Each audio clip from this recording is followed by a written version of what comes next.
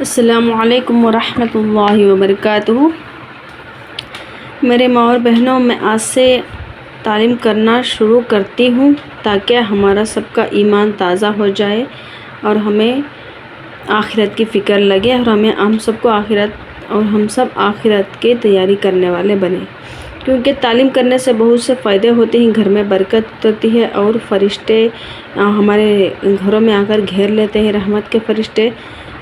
تو ہم سب کو یہ موقع ملتا ہے دین سیکھنے کا اور صحابہ رضی اللہ تعالیٰ عنہ کے واقعات سے معلوم کرنے کا کہ جیسا انہوں زندگی کیسا گزارے ہیں، کیسا اللہ کے ڈر سے، اللہ کی محبت سے زندگی گزارے ہیں اور ایمان کو کیسا تازہ کرے ہیں۔ یہ واقعات سننے سے ہمارا ایمان بھی مضبوط ہو جاتا ہے اور ہمیں بھی فکر لگتی ہے اور ہم خود بخود عمل کرنے لگتے ہیں۔ اور بتایا جاتا ہے کہ جس گھر میں ہدایت یعنی جس گھر میں فضائل اعمال رہتی ہے تو وہاں ہدایت ضرور ملتی ہے۔ تو اس سے ہم فضائل اعمال سے تعلیم کرنا شروع کریں گے انشاءاللہ اور بات کو سمجھنے کی بھی کوشش کریں گے۔ سب سے پہلے تعلیم کے آداب۔ جب بھی تعلیم کو بیٹھے تو قبلہ رخ ہو کر اور سروں کو اچھا ڈھک کر بیٹھے، کیونکہ فرشتے بال کھلا رکھنے سے فرشتے اندر نہیں آتے، تو یہ سب سے پہلے خیال کرنا ہے۔ اس کے بعد غور و عظمت سے سننے کی کوشش کرنا ہے۔ جو شخص غور و عظمت سے تعلیم کو سنے گا، اللہ تعالیٰ اسے عمل کی بھی توفیق دیتے ہیں اور دوسروں کو پہنچانے کی بھی توفیق دیتے ہیں اور آگے پہنچانے کی کوشش کرے سن کر۔ اور جب بھی آپ صلی اللہ علیہ وسلم کا نام مبارک آئے تو کیا کریں گے؟ آہستہ سے درود شریف پڑھ لیں گے۔ حدیث میں آتا ہے کہ جو شخص میرا نام، آپ صلی اللہ علیہ وسلم فرماتے ہیں، جو شخص میرا نام سن کر مجھ پر درود نہیں بھیجے گا، ان پر کیا کرتے ہیں؟ اللہ کے نبی صلی اللہ علیہ وسلم ان پر لعنت کرتے ہیں۔ تو اس لیے ہمیں کیا کرنا ہے؟ جب بھی درود شریف سنیں گے تو ہم آہستہ سے درود شریف پڑھیں گے انشاءاللہ۔ اور سب سے پہلے بات کیا ہے کہ تو ہمیں پہلا باب سے شروع کریں گے، یعنی یہ قصہ بھی آپ صلی اللہ علیہ وسلم کا ہے اور آپ صلی اللہ علیہ وسلم کا نام مبارک اس میں بتایا گیا ہے کہ آپ صلی اللہ علیہ وسلم کے نام سے شروع کیا ہوا تعلیم و برکت کا ذریعہ ہے، تو اسی لیے ہم سب سے پہلے اس تعلیم سے شروع کریں گے انشاءاللہ۔ اللہم صلی علی سیدنا محمد وعلی آل سیدنا محمد وبارک وسلم۔ پہلا باب، دین کی خاطر سختیوں کا برداشت کرنا اور تکالیف و مشقت کا جھیلنا۔ حضور اقدس صلی اللہ علیہ وسلم اور صحابہ کرام رضی اللہ تعالی عنہ نے دین کے پھیلانے میں جس قدر تکلیفیں اور مشقتیں برداشت کی ہیں، ان کا برداشت کرنا تو درکنار، اس کا ارادہ کرنا بھی ہم جیسے نالائقوں سے دشوار ہے۔ تاریخ کی کتابوں میں ان واقعات سے بھری ہوئی ہیں، مگر ان پر عمل کرنا تو علیحدہ رہا۔ ہم ان کو معلوم کرنے کی بھی تکلیف نہیں کرتے۔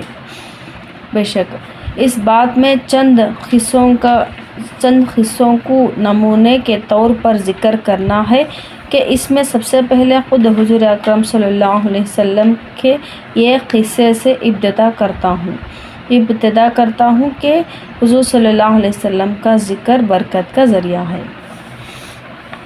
حضور اکرم صلی اللہ علیہ وسلم کے طائف کا سفر کا قصہ۔ نبوت مل جانے کے بعد 9 برس تک نبی کریم صلی اللہ علیہ وسلم مکہ مکرمہ میں تبلیغ فرماتے رہے اور قوم کی ہدایت اور اصلاح کی کوشش فرماتے رہے، لیکن تھوڑی سی جماعت کے سوا جو مسلمان ہو گئی تھی اور تھوڑے سے ایسے لوگوں کے علاوہ جو باوجود مسلمان نہ ہونے کے آپ کی مدد کرتے تھے، اکثر کفار مکہ آپ کو اور آپ کے صحابہ رضی اللہ تعالیٰ عنہ کو ہر طرح کی تکلیفیں مذاق اڑاتے تھے اور جو ہو سکتا تھا ان سے درگزرنا کرتے تھے۔ حضور صلی اللہ علیہ وسلم کے چاچا ابو طالب بھی انہی نیک دل لوگوں میں تھے جو باوجود مسلمان نہ ہونے کے حضور صلی اللہ علیہ وسلم کی ہر قسم کی مدد فرماتے تھے۔ 10ویں سال میں جب ابو طالب کا بھی انتقال ہو گیا تو کافروں کو اور بھی ہر طرح کھلے مہار اسلام سے روکنے اور مسلمانوں کو تکلیف پہنچانے کا موقع ملا۔ حضور اقدس صلی اللہ علیہ وسلم اس خیال سے طائف تشریف لے گئے کہ وہاں قبیلے شقیف کی بڑی جماعت ہے اور وہ قبیلہ مسلمان ہو جائے تو مسلمانوں کو ان تکلیفوں سے نجات ملے اور دین کے پھیلنے کی بنیاد بڑھ جائے۔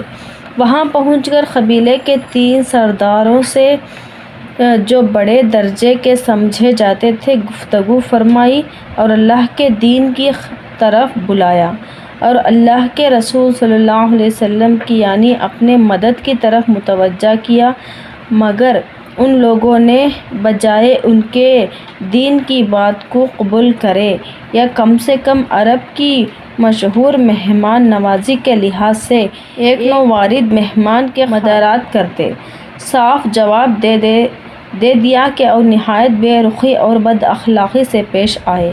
ان لوگوں نے یہ بھی گوارا نہ کیا کہ آپ یہاں قیام فرما لیں۔ جن لوگوں کو سردار سمجھ کر بات کی تھی وہ تشریف ہوں گے اور مہذب گفتگو کریں گے۔ ان میں سے ایک شخص بولا، اوہو، آپ ہی کو اللہ نے نبی بنا کر بھیجا ہے۔ دوسرا بولا کہ اللہ کو تمہارے سوا اور ملتا ہی نہیں تھا جس کو رسول بنا کر بھیجتے۔ تیسرے نے کہا میں تجھ سے بات کرنا نہیں چاہتا، اس لیے اگر تو واقعی نبی ہے جیسا کہ تیری بات سے انکار کر دینا مصیبت سے خالی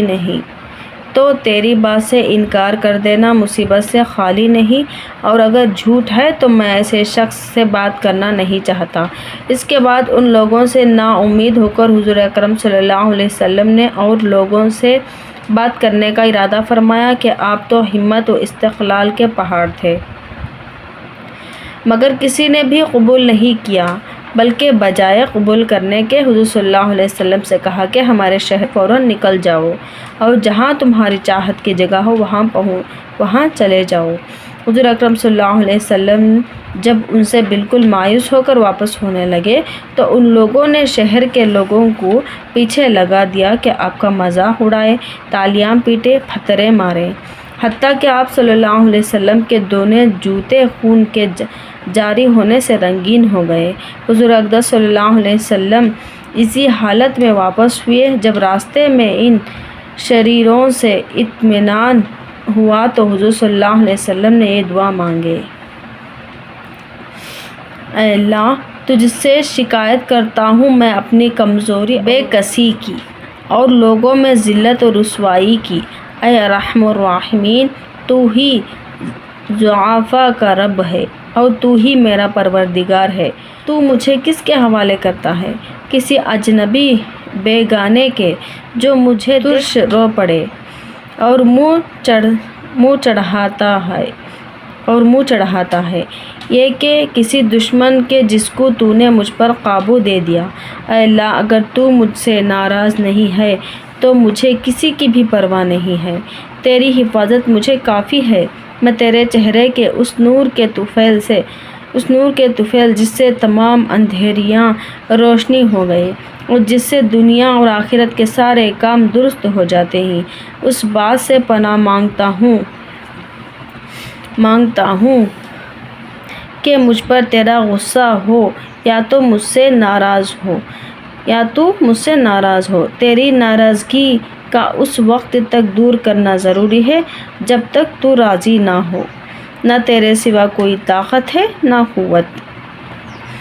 انشاءاللہ اللہ تعالی ہم سب کو عمل کی توفیق نصیب فرمائے۔ اس حدیث سے ہمیں بہت کچھ سیکھنے کو ملتا ہے کہ اس حدیث کو سمجھانے سے ویڈیو بہت لمبا ہو جائے گا، تو اس سے ہمیں معلوم ہوتا ہے کہ اللہ کے نبی صلی اللہ علیہ وسلم کیسے دین کی محنتیں کرتے تھے، مشقتیں اٹھائے، یہاں تک کہ انہیں مارا گیا اور ان کے مبارک جسم سے خون بھی نکل گیا اس دین کے خاطر۔ پھر بھی وہ اللہ سے دعا مانگے کہ اللہ تو مجھ سے ناراض نہیں ہے، اگر تو راضی ہو جائے تو مجھے کسی کی بھی پرواہ نہیں۔ ماشاءاللہ، سبحان اللہ۔ اور بھی اس کا واقعہ تھوڑا سا ہے، اور اسے ہمیں کل پڑھیں گے انشاءاللہ۔ آپ کو تو ختم کریں گے انشاءاللہ۔ اللہ تعالی ہم سب کو عمل کی توفیق نصیب فرمائے، آمین رب العالمین۔ السلام علیکم ورحمۃ اللہ وبرکاتہ۔